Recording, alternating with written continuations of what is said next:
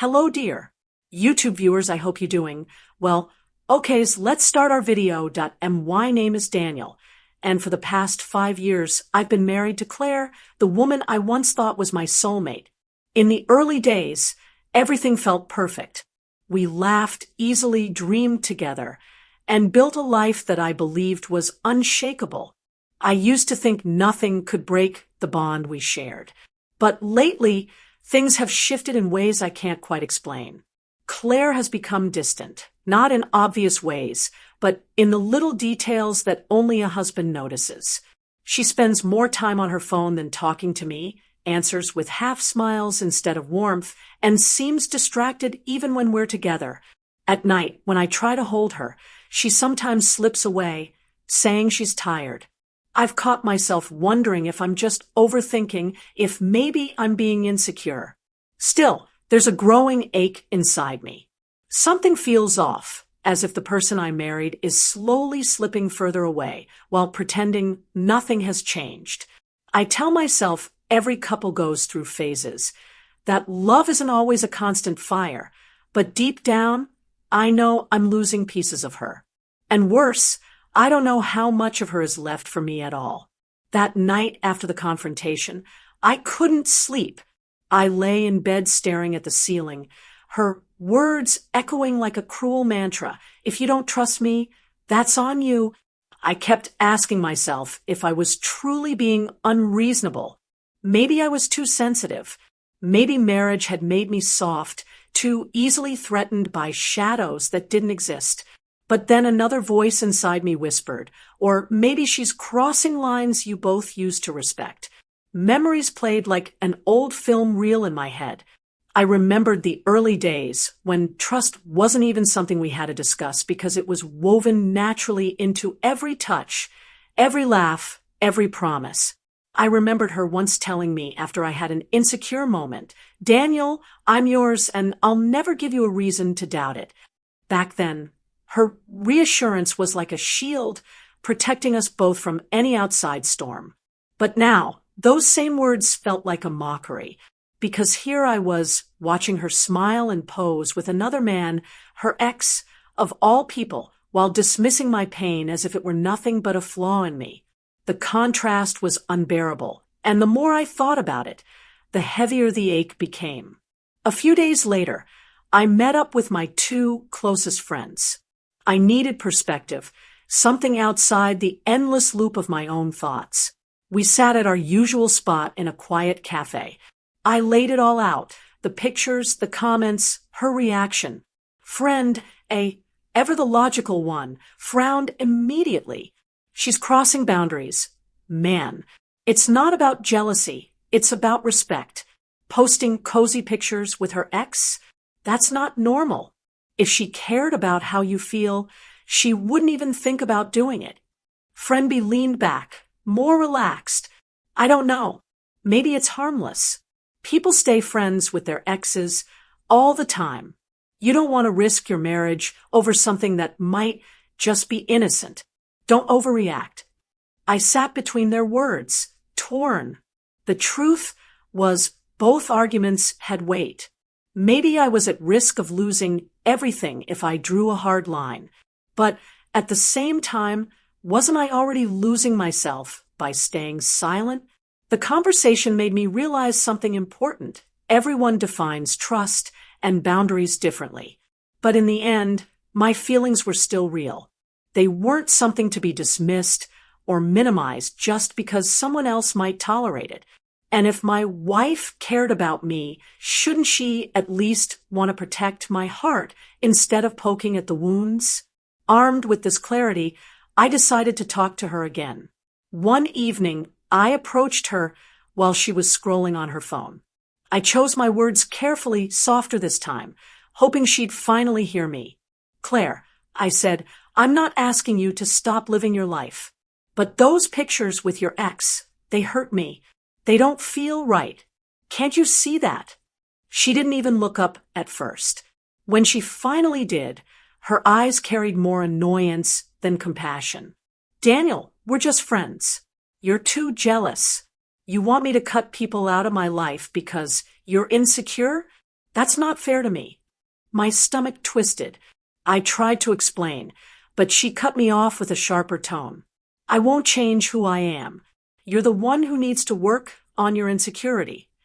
The words landed like daggers. Instead of hearing me, she twisted the blame.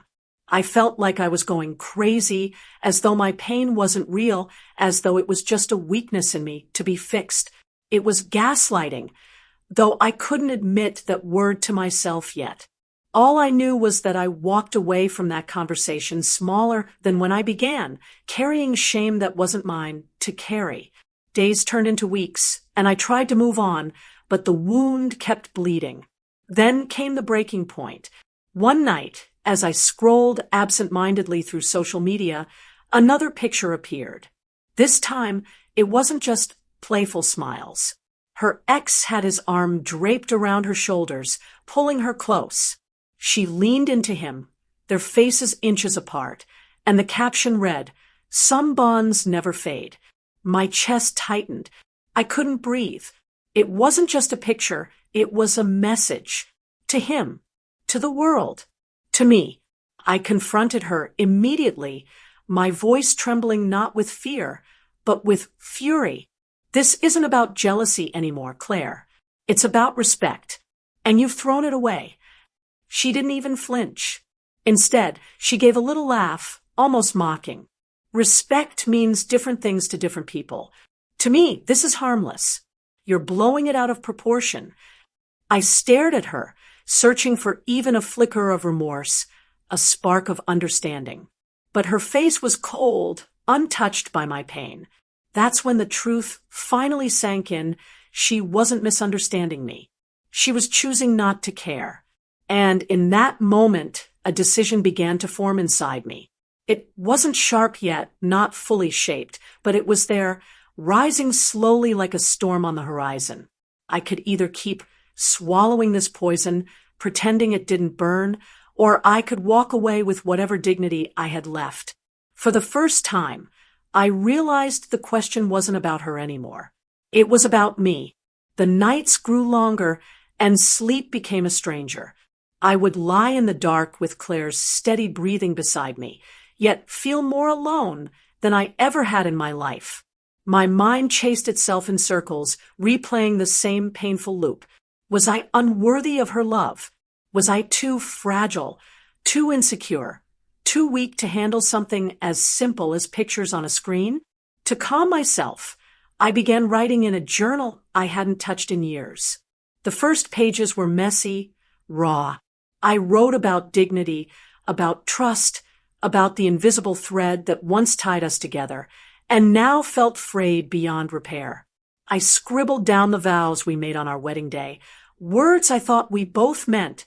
We promised to protect each other's hearts. But what happens when one of us decides that the other's heart isn't worth protecting anymore? One night, staring at my own shaky handwriting, a question emerged that I couldn't ignore. If my pain is my problem, then what's her role as my partner? A marriage without shared responsibility for each other's wounds. Was that even a marriage at all? I carried this storm inside me until I finally sought someone who could anchor me. I visited my uncle, a man who had lived through his own failures and triumphs in love. We sat on his porch, the evening air cool, the smell of old wood and smoke clinging to the silence. He listened quietly as I poured it all out, the pictures, the dismissive words, the sleepless nights. When I was done, he leaned back, eyes heavy with the kind of wisdom that only comes with years. "Daniel," he said softly, "love without respect is a cage. You think you're free inside it, but really you're just trapped, waiting for scraps of kindness. Trust isn't something you demand. It's something both people nurture. If she won't water it, it withers. And that's not your fault." His words struck deep, cutting through the fog I had been stumbling in. It wasn't jealousy eating me alive. It was the absence of respect. It wasn't about controlling her. It was about her choosing to disregard the boundaries that protect a marriage. For the first time in weeks, the haze lifted just enough for me to breathe. With that clarity, I knew I couldn't keep circling the same drain. One evening, I stood in front of Claire for what I knew would be the last real conversation we would ever have as husband and wife. My voice shook, but not from fear, from finality. I won't beg for respect anymore. I told her, if my pain means nothing to you, then neither does this marriage. She looked at me, unfazed, almost bored. Do what you want, she said with a shrug, as if I were talking about canceling dinner plans instead of unraveling our life together. Something in me broke at that moment, but alongside the breaking came an unexpected release. The chains I had been dragging suddenly felt lighter. Her indifference hurt more than I can ever describe, but it also gave me an answer I had been too afraid to face. Heartbroken? Yes. But for the first time in a long while, I felt strangely free. The night I decided to leave, the air in our house felt unnaturally still, as though even the walls were holding their breath. I moved through the rooms quietly, packing my things into a suitcase that suddenly felt too small for the weight of what I was carrying. Shirts, shoes, the ties she once bought me for an anniversary. Everything went in without ceremony. Claire sat on the couch, scrolling through her phone, barely looking up. To her, it seemed like I was just another man overreacting, too fragile to handle reality. "You're really doing this?" she asked once, her tone flat. "Yes," I replied, my voice steadier than I expected. She shrugged and returned to her screen. No tears, no protest, not even anger, just indifference. It stung worse than any fight could have. I walked to the dresser one last time and picked up our wedding album. The cover was dusty, as if we hadn't opened it in years. I flipped through the photos, my younger self grinning, her smile wide and genuine, both of us believing forever was a promise we could keep. A knot rose in my throat, and for a moment I almost faltered. But then I remembered her words, "If you don't trust me, that's on you," and the knot hardened into resolve. I closed the album and left it behind. Some memories are too heavy to carry forward. The days that followed were strange, hollow at first, like walking through a house after the furniture has been stripped out. But slowly, I began filling that emptiness with new pieces of myself. I joined a gym, at first just to burn through the restless energy that kept me awake at night. Soon, the workouts became more than a distraction. They became a discipline, a way of proving to myself that I could rebuild from the ground up. My body grew stronger, but so did my mind.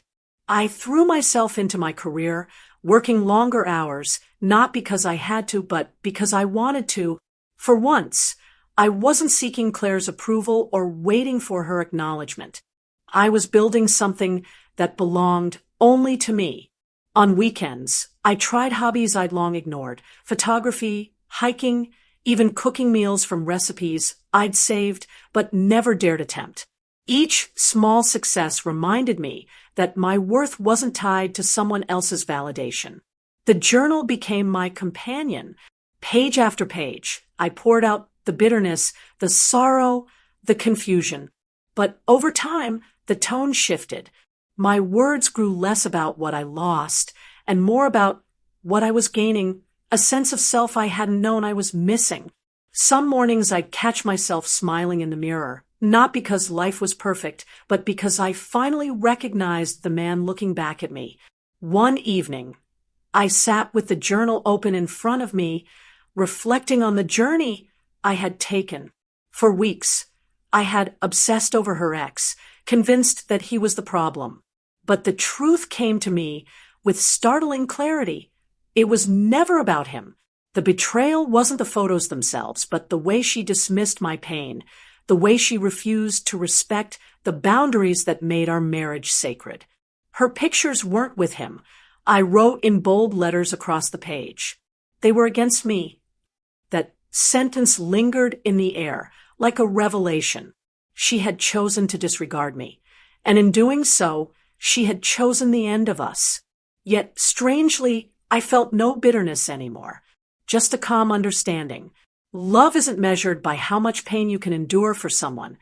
It's measured by how much care you both give to protect each other's hearts.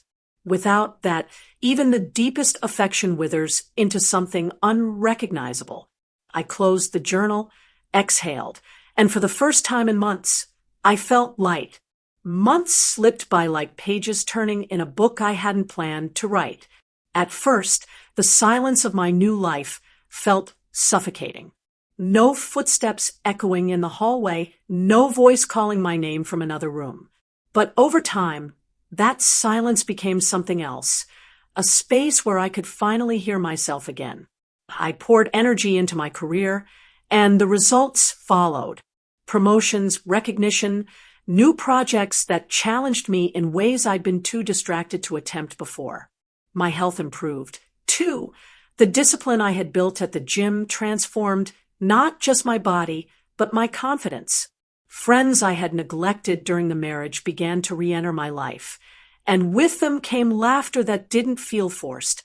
I was thriving, not because I had escaped her, but because I had rediscovered me. Still, there were moments when I missed her, not the woman she had become, but the woman she used to be. The Claire who once held my hand in crowded rooms, who whispered promises of forever when the lights were out, who believed our love was worth protecting. That version of her was gone, and longing for her felt like grieving someone who had died while still walking the earth. Sometimes I stumbled across her on social media. She was still posting pictures, smiling, carefree, arms draped around friends, sometimes with him still lingering in the frame. But unlike before, the sight of it stirred nothing in me. No jealousy, no anger, not even sadness. Just emptiness, like looking at an old photograph of a stranger. The power those images once held over me was gone. One afternoon, months after we had gone our separate ways, fate placed her directly in my path. I was leaving a cafe, coffee in hand, when she walked in. For a moment, time stopped. She looked almost the same. Same hair, same smile. But I realized quickly that something inside her had shifted. "Daniel," she said, her voice softer than I remembered. "Claire," I replied, calm, steady, polite. We exchanged a few words about work, about life. She asked how I was doing, and I told her honestly, better than ever. There was no bitterness in my tone, no hidden edge, just the truth. She studied me, and I could see the flicker of recognition in her eyes. I was different now, stronger, calmer, untethered from the weight I once carried. She tried to act normal, even a little regretful, though she never said the words outright. Maybe she wanted me to offer her a doorway back into my life. Maybe she simply wanted to test whether she still held power over me. But I didn't give her either. I kept my answers brief, my smile polite, my distance clear. The conversation ended quickly, and when we parted, I walked away without looking back. For the first time, I knew she was no longer a chapter one wanted to reopen. That night, I sat with my journal again, reflecting on the long road that had led me here. I thought about the lessons carved into me by betrayal, by loneliness, by the fire of heartbreak. Trust, I realized, is not about controlling someone. It's about protecting what we build together. It's the choice to guard each other's hearts as fiercely as our own. When Claire told me, "If you don't trust me, that's on you," she wasn't just dismissing my feelings. She was announcing that my heart wasn't hers to protect anymore. And once respect is gone, so is love. I closed the journal, feeling a peace I hadn't known in years. The pain had become part of my story, yes, but it no longer defined me. I was ready to step into a future where love would mean something deeper, something mutual, something built on care and respect rather than dismissal. The past was a wound, but it had healed into wisdom. And with that wisdom, I finally felt ready not just to survive, but to truly live again. Thanks for watching. For more videos, please subscribe. our channel awesome visual story.